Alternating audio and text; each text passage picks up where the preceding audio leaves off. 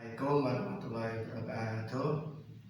Ini merupakan video kedua saya, yaitu dalam video kedua ini saya akan membahas bagaimana menemukan rumus limit fungsi trigonometri. Tetapi sebelum kita membahas bagaimana menemukan rumus limit fungsi trigonometri, maka akan saya sampaikan beberapa hal sebagai berikut agar kalian nanti lebih mudah untuk memahami bagaimana cara menemukan rumus limit fungsi trigonometri. Yang pertama yang kalian harus pahami adalah yang harus pahami, kalau ada segitiga siku di kelas 10 dulu, ilmu perbandingan sisi-sisi pada materi trigonometri, kalau ini X sudutnya ini, kalau ini A, ini B, dan ini C, gitu.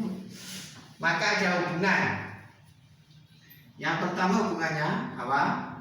Sin X itu sama dengan sin itu depan bermiring, depannya X bermiring, berarti B per C. Berarti dari sini akan ketemu B itu B sama dengan C sin X. C sin X. Itu yang pertama, yang kalian harus pahami. Yang kedua, cos X. Cos itu samping bermiring. Berarti nanti adalah A per C. Sehingga nanti diperoleh begitu, A nanti adalah sama dengan C cos apa? C cos X maksudnya. Yang ketiga, yang kalian harus pahami bahwa tangan X, tangan itu depan bersamping, depannya sudut, bersampingnya sudut. Berarti sama dengan B per A. Berarti nanti B-nya nanti sama dengan B-nya nanti pasti A tan X. Nah, itu ilmu perbandingan trigonometri kelas 10 itu. Kalian harus paham ini. Nah, misalkan saya punya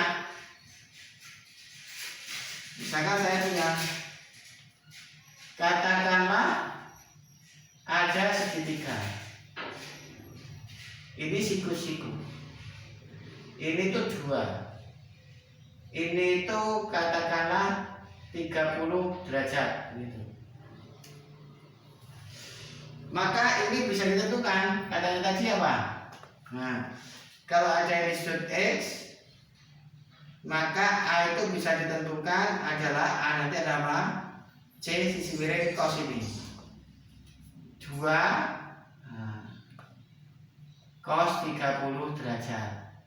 Ini nanti pasti 2 sin 30 derajat. Jadi ini sini depannya itu pasti ini kalikan sini. Sampingnya sudut pasti 2 cos ini. Misalkan lagi ada segitiga siku-siku, sudutnya di sini misalkan X begitu.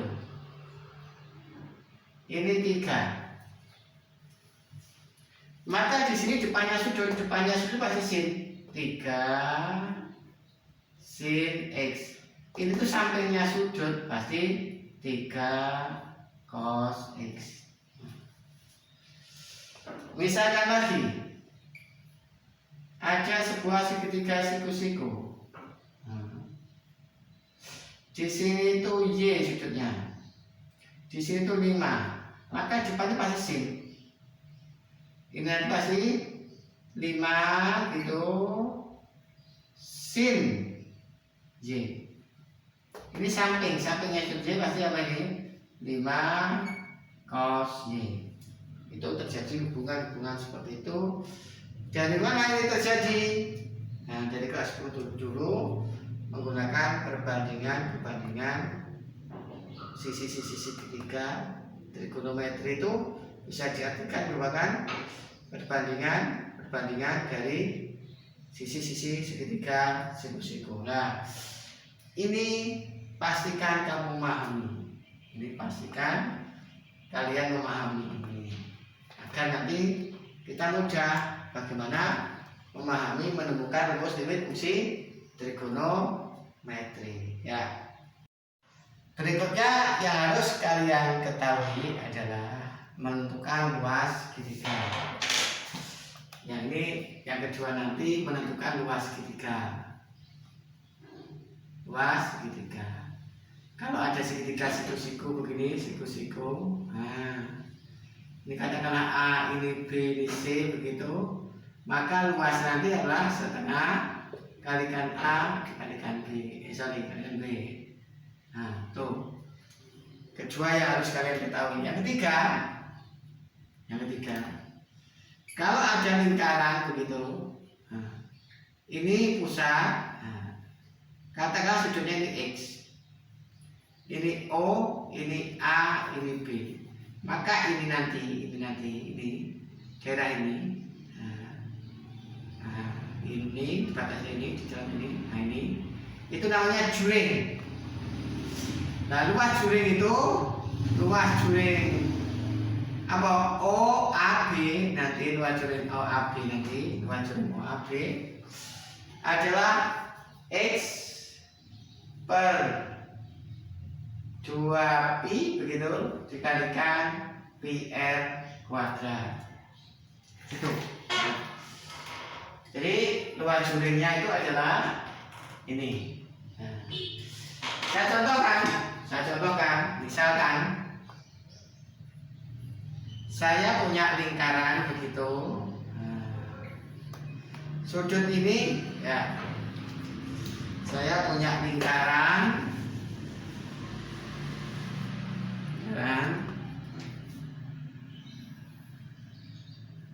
Ini adalah jari-jarinya, ini pusat, kata ini 3, sudutnya ini misalkan 60 derajat. Nah, ini misalkan OAB.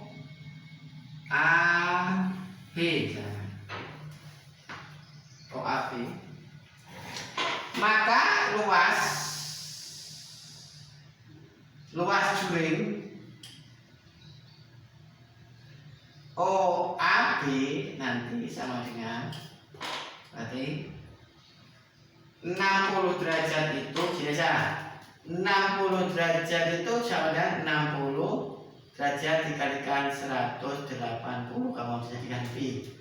1/3 berarti 1/3 pi. 1/3 pi. Kalau ini jadikan pi. Misalkan kalau menginginkan 120 derajat berapa pi radian? 120 per 180 derajat pi radian. Kalau menginginkan misalkan 120 menjadi derajat menjadi pi radian. Berarti ini dibagi 60 dapat 2, dibagi 60 dapat 3. Berarti 2/3 pi. Begitu. Nah, ini berarti nanti apa? Luas juring OP itu 60, berarti tadi berapa? 1/3 pi. X-nya itu 1/3 pi per 2 pi. Nah, dikali luas dari pi R kuadrat kalikan pi begitu R-nya 3 kuadrat. Ya, berarti pi-nya saya coret.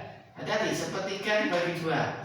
1/3 dibagi 2 itu sama dengan 1/3 dibagi 2/1. Sama dengan 1/3 dikali setengah, sama dengan 1/6. Tuh, berarti itu 1/6 nilainya. 1/6 dari mana? Dari tadi. Nah, kalikan 9 dikalikan pi. Gitu. Berarti ini nanti sama dengan dibagi 3 dapat 3 dibagi 3 dapat 2, berarti 3/2 pi. Jadi luas juringnya OAP itu sama dengan 3/2 pi. Itu contohnya. Itulah 3 hal yang harus kalian ketahui untuk membantu kalian memahami bagaimana menemukan rumus limit fungsi trigonometri. Ya, berikutnya kita ingin membuktikan bagaimana menemukan atau kita memproses penemuan rumus limit fungsi trigonometri. Perhatikan di sini. Kalau ini sudutnya adalah x, sudutnya itu adalah x, peraksian x, ya. Coba sekarang yang pertama. Yang pertama, amati segitiga OAC. OAD. Mana segitiga OAD itu? OAD. Ini segitiganya. Ini saya misalkan jari-jari lingkaran itu sama dengan 1. Berarti OD itu sama dengan 1. OB juga sama dengan 1. Saya misalkan bahwa OD-nya itu sama dengan 1 sebagai jari-jari. Nanti OB-nya juga sama dengan 1. Sekarang berarti OA tadi, OA, mencari OA itu sama dengan di sampingnya sudut. Berarti apa? 1 cos alpha cos x. Jadi tadi saya coba di sini. Ini gini. Dapat besar begitu. Ini itu O, ini itu A, itu D. Berarti kalau ini 1, ini X begitu. Maka ini nanti adalah karena sampingnya sudut 1 cos X. 1 cos X itu adalah cos X. Berarti kemudian AD itu sama dengan AD-nya ini. Depannya sudut berarti 1 sin X, depannya sudut sin, sampingnya sudut cos. Berarti ini apa? Sin X. Penjelasannya seperti ini. Penjelasannya seperti ini. Kemudian dari sini, dari dua modal ini, luas segitiganya nanti, luas segitiganya siapa? OAD nanti. Tadi rumus kedua, ini kali itu, alas kali tinggi. Maka luasnya segitiga OAD nanti kan tadi di kedua, kalau ada saya punya segitiga begini, ini siku-siku, ini A, ini B, ini C, gitu tadi yang kedua. Maka luasnya ini kan sama dengan setengah dikalikan A dikalikan B, sama. Cuma A-nya ini adalah siapa? Cos X. Cos X. Siapa? B-nya sin X. Itulah. Maka ini luasnya apa? Setengah dikalikan apa? Cos X dikalikan sin X. Ya. Berikutnya kita mencari sekarang, amati juring apa? OBD. Juring ini OBD. Juring OBD. Berarti luasnya nanti, luas juring OBD nanti, luasnya nanti apa?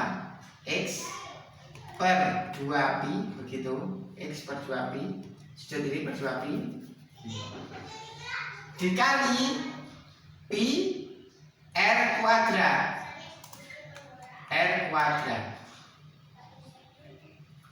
Berarti luasnya nanti sama dengan X per 2pi begitu, dikalikan pi. R nya ini tadi ada juring begitu, ada lingkaran, jadi juringnya itu Ini tuh sudutnya X begitu. Nah, ini O B D. Nah, ini kan R-nya. Nah, R-nya siapa? 1. Berarti ini 1 kuadrat. Sehingga L-nya nanti sama dengan coret-coret berarti apa? X per 2. Itu X per 2. Siapa? Juring O B D. Berarti itu juring ini. Nah, ini loh. Nah, nggak saya gambar lah. Seperti itu. Amati segitiga OBC. OBC nih. OBC. Nah, OBC ini segitiganya. Amati itu. Nah, itu kalau saya perbesar begitu, saya perbesar. Nah, ini begitu. Ini tuh O, ini itu B, ini C, sudutnya ini X radian begitu. Berarti ini tuh kan 1. 1. Kenapa? Karena tadi OD-nya itu 1, maka OB-nya juga 1 karena sama-sama jari-jari.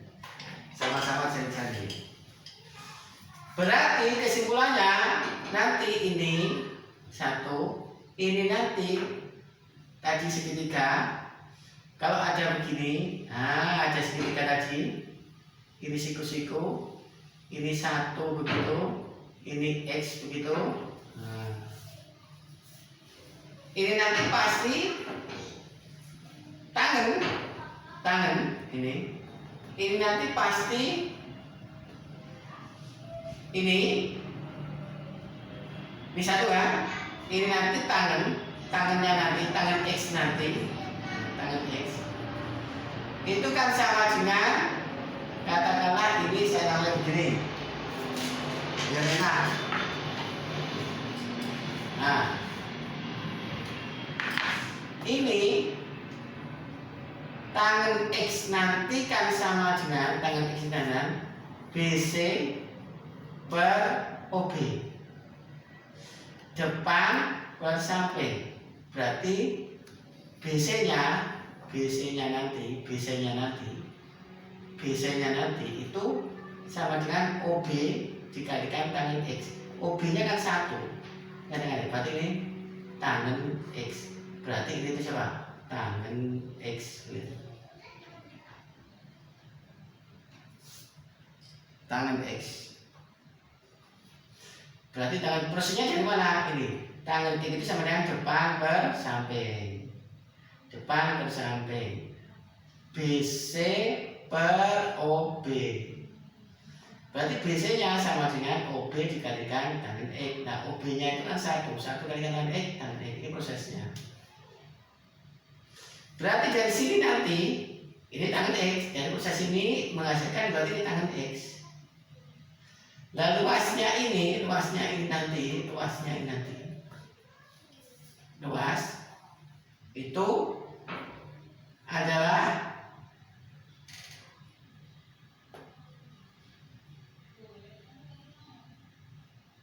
luas segitiga OBC itu sama dengan setengah ini kali ini. Setengah kali alas kali ini siku-siku. Setengah kali alas kali tinggi. Nah, alasnya 1 kali tingginya tangan X. Berarti sama dengan tangan X per 2.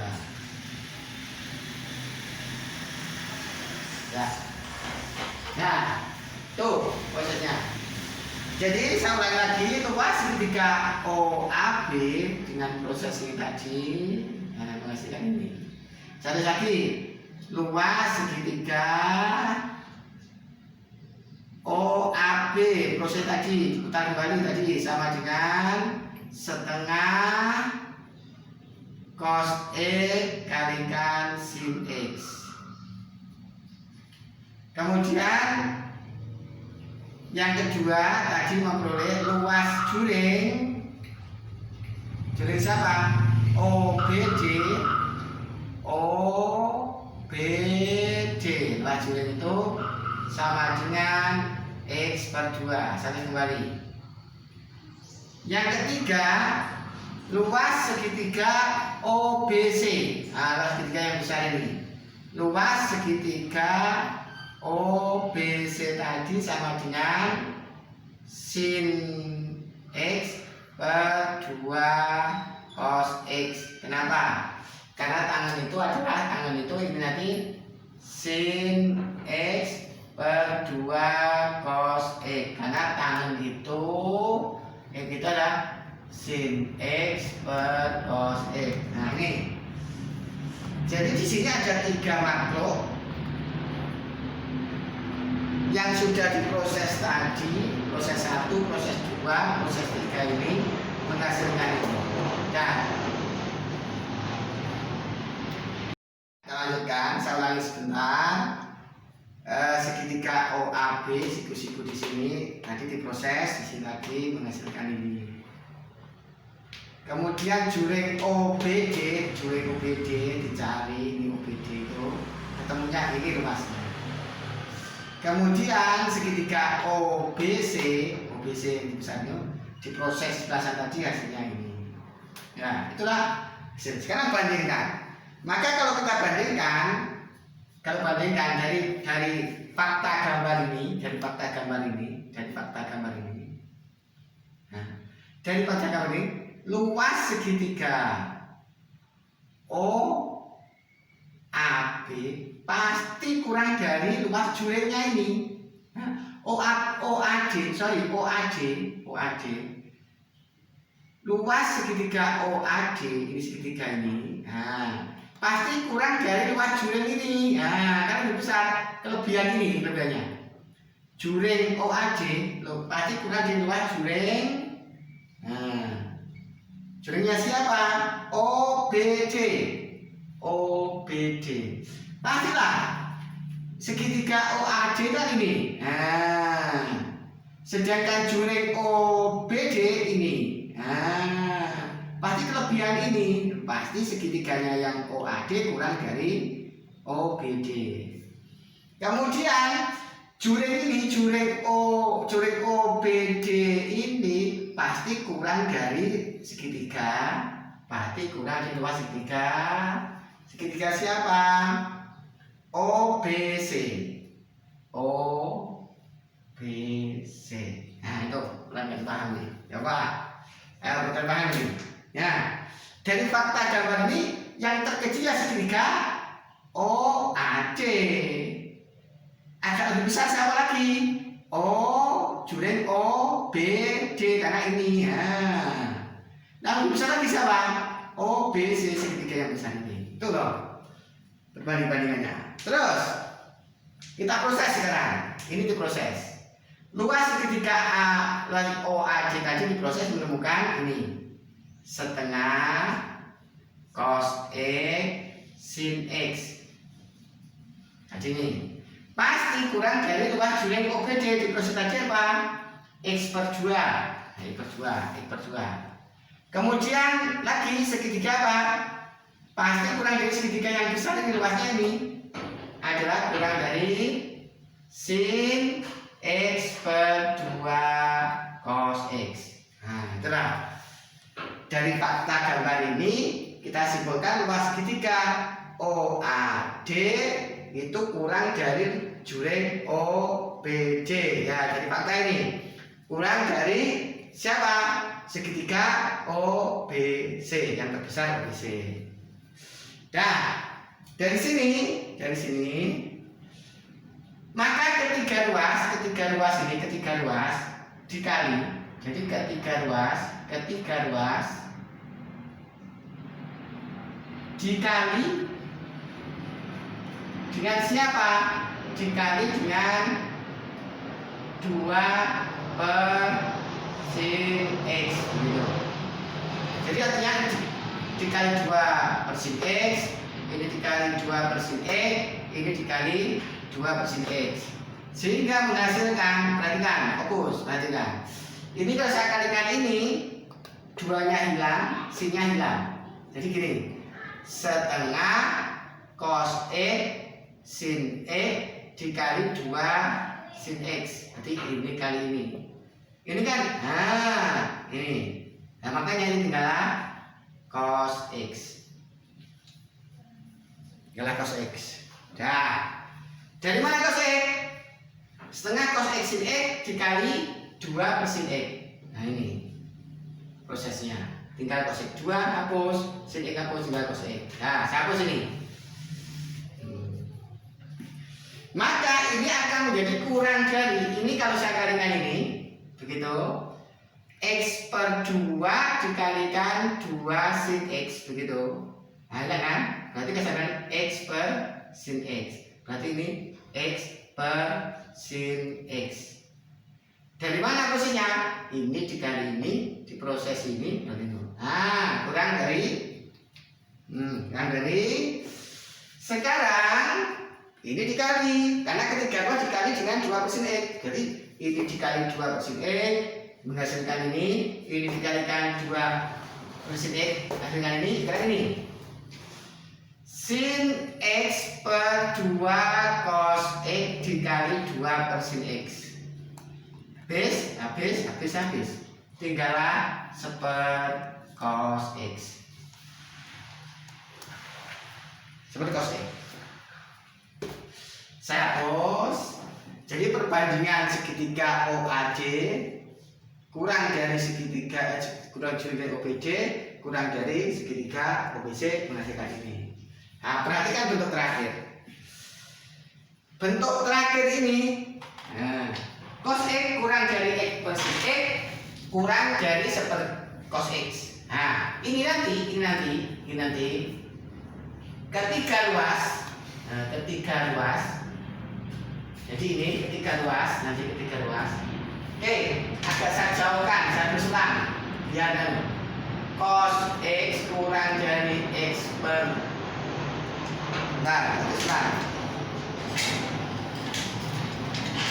saya tuliskan ini itu sebetulnya kan cos X kurang dari X per sin X gitu, kurang dari 1 per cos X. Ini saya hapus biar tidak terlalu mepet.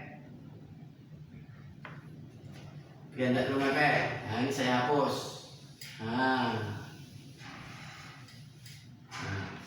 Kemudian ini ketika luas,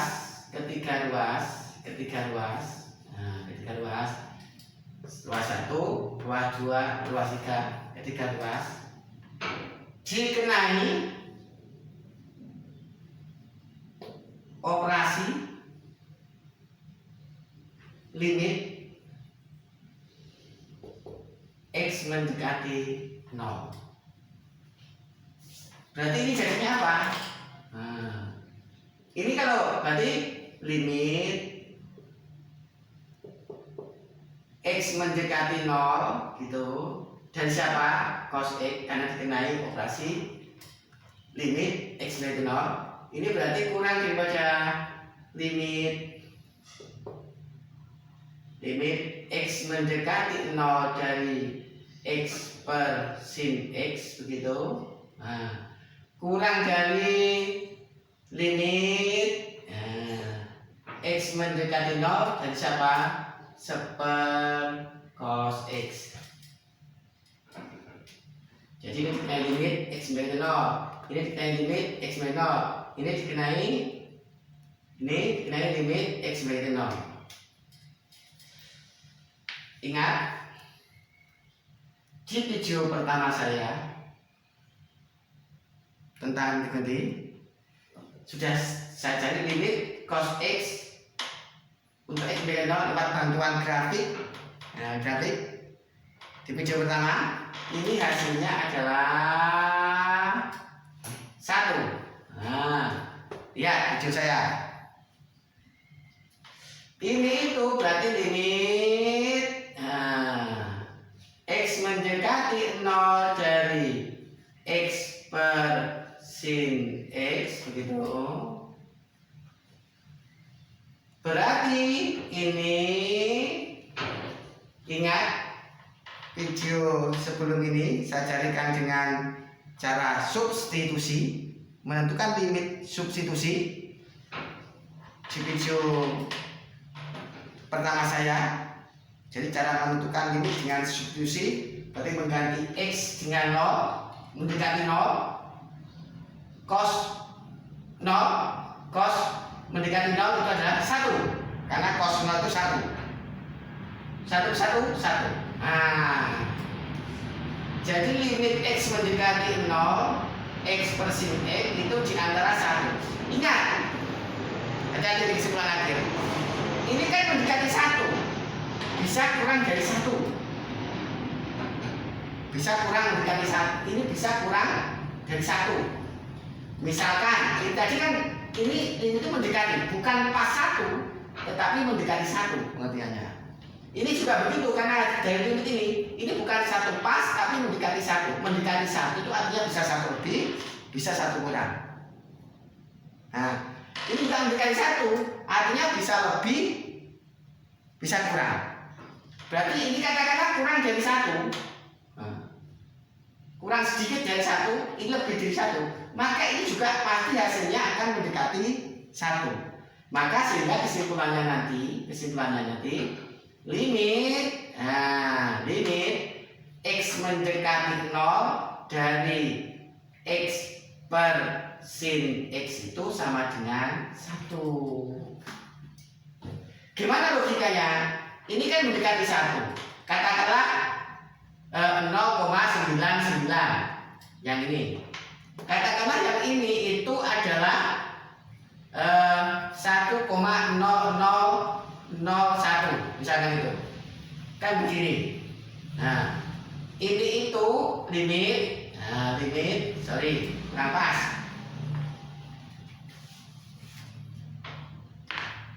Misalkan ini katakanlah 0,999 dan seterusnya begitu. Ini adalah limit. Nah, katakanlah 0,9 saja limit X mendekati 0 dari X per sin X gitu. Ini nanti ini kan mendekati 1, bisa lebih. Katakanlah 1,001. Maka limit X mendekati 0 dari X per sin X itu kan antara 0,99 sampai 1,00 sekian gitu. Berarti siapapun di sini pasti mendekati 1. Jadi ini mendekati 1, ini mendekati 1, pasti ada bilangan antara ini dengan itu. Pasti ini mendekati 1. Maka disimpulkan di sini berarti karena ini mendekati 1, ini mendekati 1, bilangan di antara dua yang mendekati 1, maka ini pastinya mendekati 1, sama dengan mendekati 1. Berarti sebenarnya limit X mendekati 0, X per sin X itu sama dengan 1. Gimana logika berikutnya? Katakan 1 itu kan bukan 1 pas, bisa dikatakan 0,99. 1 di kanan itu kan bukan 1 pas karena limit. Berarti katakan 1,5. Maka di sini nanti ada pasti mendekati 1. Di antara dua bilangan yang mendekati 1, maka di antaranya itu juga mendekati 1. Kalau di luarnya sini mungkin bisa disimpulkan belum tentu mendekati 1 kalau sini sebelah sininya. Karena bilangan di antara 0,999 dengan 1,00 sekian, maka di antaranya itu pasti mendekati 1. Maka kesimpulannya limit X mendekati 0, X per sin X sama dengan 1. Itulah rumusnya. Penemuan rumus limit fungsi trigonometri. Dari proses tadi, maka kita sudah menemukan rumus limit fungsi trigonometri. Jadi tadi satu di sini rumusnya adalah limit X mendekati 0 dari X per sin X itu sama dengan 1. Inilah rumus induk dari rumus limit fungsi trigonometri ini rumus induknya. Coba nanti dari rumus induk ini kita kembangkan gini. Dikembangkan, saya kembangkan begini. Bagaimana andaikan limit X mendekati 0 dari sin X per X? Ini tidak perlu bukti, karena sudah dibuktikan tadi. Sekarang ini perlu bukti. Sekarang ini itu sama dengan limit begitu X mendekati 0 dari 1 per X per sin X.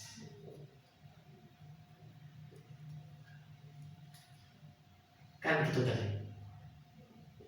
Karena 1 per X per sin X itu kan sama dengan 1 dikali dengan sin X per X. Nah ini sama. Jadi ini itu sama dengan ini. Ini gimana? Proses manipulasinya di situ. Nah, maka nanti ini, nah saya hapus ini prosesnya. Berarti ini apa? X per sin X. Limit X mendekati 0 dari 1 dikali dari manapun tetap 1. Limit ini adalah ini 1. Limit ini itu sama dengan 1 ini. Limit X mendekati 0 X per sin X sama dengan 1. Berarti nanti limit yang bawah ini, limit X mendekati 0 X per sin X itu sama dengan 1. 1 per 1 sama dengan 1. Nah, berarti nanti ketemu rumus yang kedua. Apa? Limit begitu X mendekati 0 sin X per X juga sama dengan 1.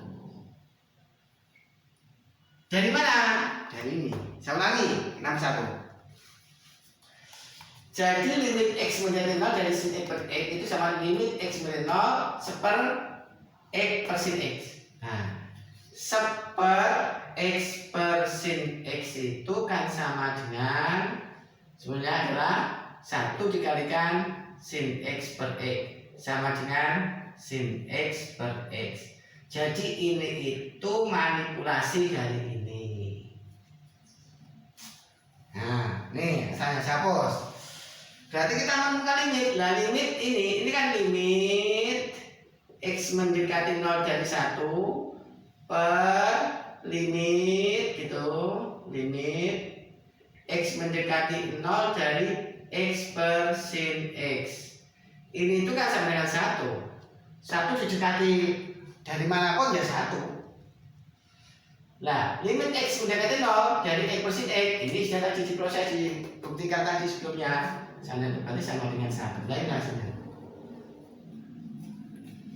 Nah, ini rumus induk juga, rumus induk. Jadi rumus induknya rumus pertama ini dimanipulasi, muncullah rumus seperti ini. Prosesnya dari sini. Nah, saya hapus sekarang. Saya hapus. Nah, inilah sekarang menjadi dua rumus induk. Sekarang saya ingin menjelaskan yang ketiga nanti, kalau ada limit X mendekati 0 dari AX per sin BX itu sama dengan apa? Ingin menemukan rumus dari itu. Nah, ingat ini itu nanti penampilannya macam-macam. Kalau ada limit P mendekati 0, di sini tuh P per sin P itu juga sama dengan 1. Nanti ini juga bisa begitu. Kalau ada limit, nah, Q mendekati 0 dari Q per sin Q ini juga sama dengan 1. Kalau di sini X, di sini X, di sini X, 1. Kalau di sini P, di sini P, di sini P juga sama dengan 1. Ini variabelnya X, ini variabelnya P sama. Simbol X ini sebenarnya analogi dengan simbol P di sini. Simbol X di sini, nah, sama dengan analogi dengan simbol Q di sini. Nanti juga begitu, ini nanti pengembangannya kalau ada limit begitu, Z mendekati 0 dari Z per sin Y juga sama dengan 1. Z ini analog dengan X di situ. Itu yang kalian harus pahami. Ya, ini penting. Nah, ini saya hapus.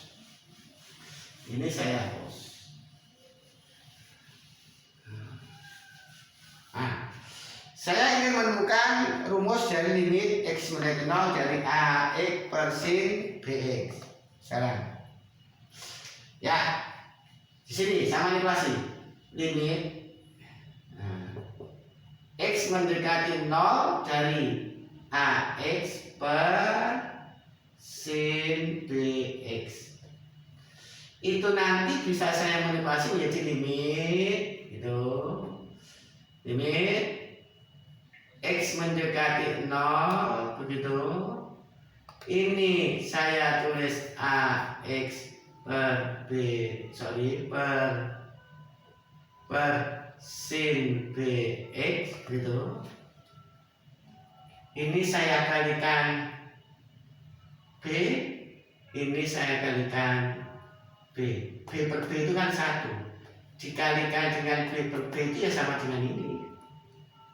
AX per sin BX dikalikan B per B itu ya sama dengan AX per sin B, karena B per B itu 1. Mengalikan dengan 1 itu tidak mengubah nilai. Nah, saya manipulasi sekarang.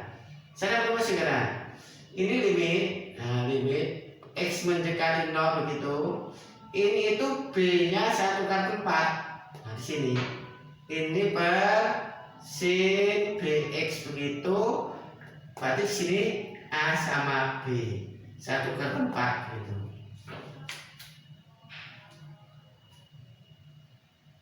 Nah, sekarang ini bentuknya saya misalkan sekarang. Misal ini P itu sama dengan BX.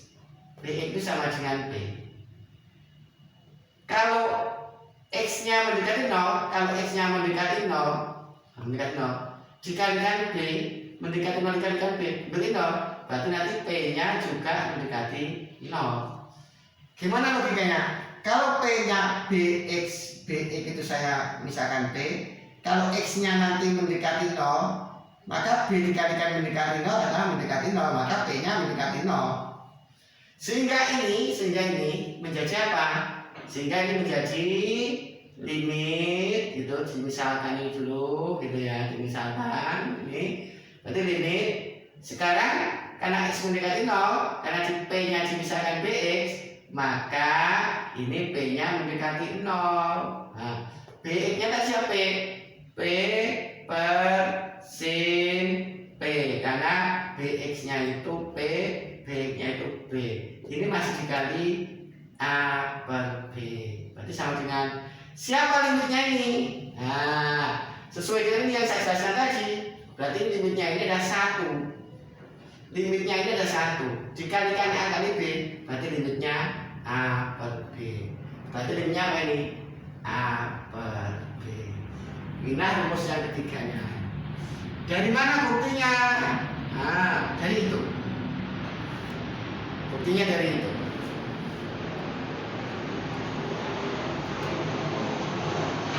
Saya ulangi biar paham. Limit AX per sin BX ketika X mendekati 0 itu saya ubah menjadi limit X mendekati 0 dari AX per sin BX dikalikan B per B. B per B itu kan 1. Dikalikan AX per sin B, ya AX per sin BX sama sebenarnya ini. Nah, sekarang tukar tempat. B menempati A, A menempati B. Jadinya begini. Nah, maka akhirnya menjadi BX per sin BX. Terus saya misalkan BX, P itu sama dengan BX. P itu ini itu sama dengan P. Kalau X ini kan X mendekati 0. Maka kalau X itu mendekati 0, B kali mendekati 0, berarti mendekati 0, berarti P-nya mendekati 0. Sehingga ini itu menjadi ini. Nah, berarti jadinya apa? Limit karena X mendekati 0 menyebabkan P juga menyebabkan 0 seperti penjelasan tadi. Nah, P menjadi 0, Bx sama misalkan P, Bx sama misalkan P, maka P persen P. Limit P mendekati 0, P persen P, ya ini kalau ini X, ini X, ini X, 1. Kalau P, ini P, berarti juga 1, ini itu 1. Nah, itu 1. Yang saya lingkari itu sebenarnya limitnya 1 dari ini. Kalau ini X, ini X, ini X 1. Kalau ini P, ini P, ini P juga 1. Sama-sama mendekati 0 kan. Berarti ini kan 1 dikalikan A per B, berarti sama dengan A per B. Nah, jadi ini pembuktiannya nanti rumus induk ini. Dengan manipulasi aljabar seperti itu. Nah, ini saya hapus.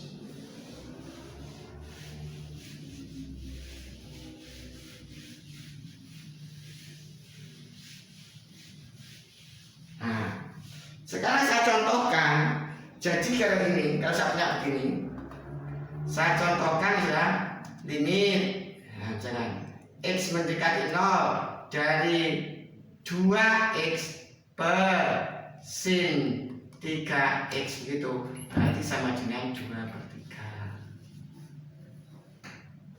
Misalkan lagi limit, nanti limit X mendekati 0 dari setengah X per sin 6X sama dengan setengah per 6.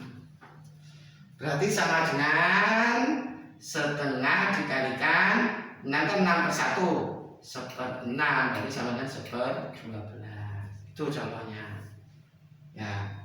Jadi ini tadi dimanipulasi menyebabkan ini dengan menggunakan rumus induk ini.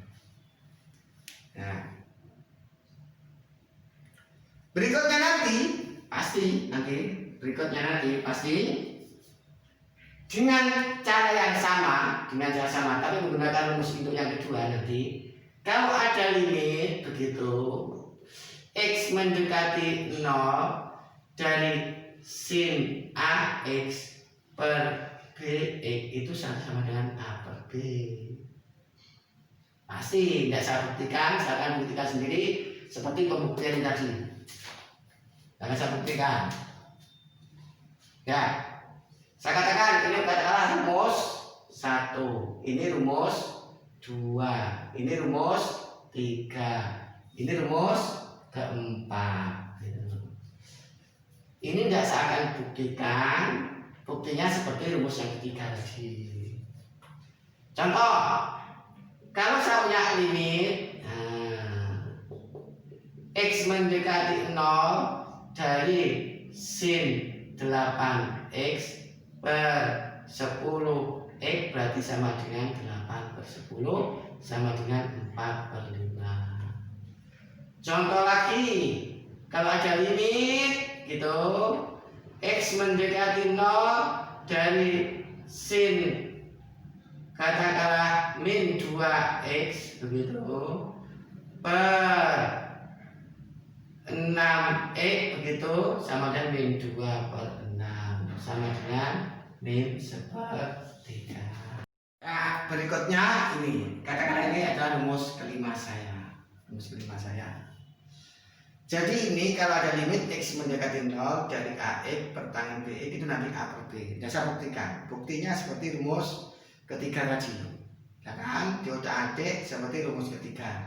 Ini saya berikan contoh. Berarti nanti kalau ada limit, nah gitu, limit X mendekati 0 dari 2X per tangen 6X ya sama dengan 2 per 6 sama dengan 1/3. Berikutnya lagi limit, misalkan limit gitu X mendekati 0 dari setengah X per tangen 1/4X begitu, berarti setengah per 1/4 sama dengan setengah dikali 4 per 1. Berarti sama dengan nanti hasilnya sama dengan 2. Gitu. Nah, rumus berikutnya dibalik, andaikan ada limit begitu X mendekati 0 dari tangen AX per BX itu juga sama dengan A per B. Nah, ini A per B. Katakanlah ini rumus ke-6 saya. Katakanlah itu rumus ke-6. Rumus ke-6 saya seperti itu. Berarti nanti indeks saya buktikan, buktinya manipulasinya seperti rumus yang ketiga tadi. Yang ketiga tadi manipulasinya. Saya contohkan langsung. Misalkan saya punya sin limit, X mendekati 0 dari 6X per sin 8X gitu. Sin 8X begitu. Itu juga sama dengan 6 per 8 sama dengan 3 per 4 dan seterusnya. Itu rumus ke-6. Dengan cara yang analog nanti ketemu rumus yang ke-7. Kalau ada limit begitu X mendekati 0 sin AX per tangen BX itu juga sama dengan A per B. Jadi misalkan contohnya itu limit begitu X mendekati 0 sin 10X per tangen 2X berarti sama dengan 10 per 2 sama dengan 5. Sama dengan 5. Kemudian berikutnya kalau ada limit begitu X mendekati hingga X mendekati 0 dari tangen AX per sin BX itu juga sama dengan A per B. Tidak salah, nanti silakan buktikan sendiri seperti membuktikan rumus ketiga tadi. Katakanlah ini rumus ke-7. Nah, ini rumus ke-7. Kemudian ini rumus ke-8. Berarti nanti contohnya adalah misalkan ada limit X mendekati 0 begitu dari tangen 15X per sin 3X sama dengan berarti 15 per 3 sama dengan 5. Ya, itu 8 rumus yang harus kalian pahami beserta aplikasinya. Ya, seperti itu contohnya. Ya, saya contohkan misalkan ada gini, soal limit gitu. X mendekati 0 sin 3X tangen 6X per sin kuadrat 8X misalkan gitu. Kita harus menentukan limit itu. Maka kita proses limit X mendekati 0 sin 3X tangen 6X per sin 8X dikalikan sin 8X. Lihat, kenapa? Sin kuadrat 8X itu artinya sin 8X kuadrat. Berarti sama dengan sin 8X dikalikan sin 8X. Itu maksudnya. Nah, setelah itu maka ini saya hapus. Nah, saya itu sudah tahu. Nah, tadi kan dari limitnya. Kalau limit ini mendekati 0 berarti sama dengan 3 per 8 begitu. Ini juga begitu, 6 per 8 seperti rumus yang terakhir tadi. Rumus yang terakhir berarti sama dengan 3 per 8 dikali 3 per 4 karena 68 itu 3 per 4 berarti sama dengan 9 per 32. Dan itulah video kedua saya sudah menemukan, saya sudah Tadi sudah diproses bagaimana menemukan rumus limit fungsi trigonometri beserta varian-variannya beserta turunannya, sehingga ketemu rumus sampai yang terakhir tadi. Itu penting ya. Itulah apa yang saya jabarkan tadi merupakan video kedua saya. Putar berulang-ulang, tidak paham lagi, putar lagi sampai paham. Kalau kalian tidak paham, silakan. Hal tidak paham kalian tulis di kertas, kemudian kalian foto dan kalian kirimkan ke saya. Semoga bermanfaat. Tunggu berikutnya video ketiga saya tentang limit fungsi trigonometri, yaitu setelah ini selesai.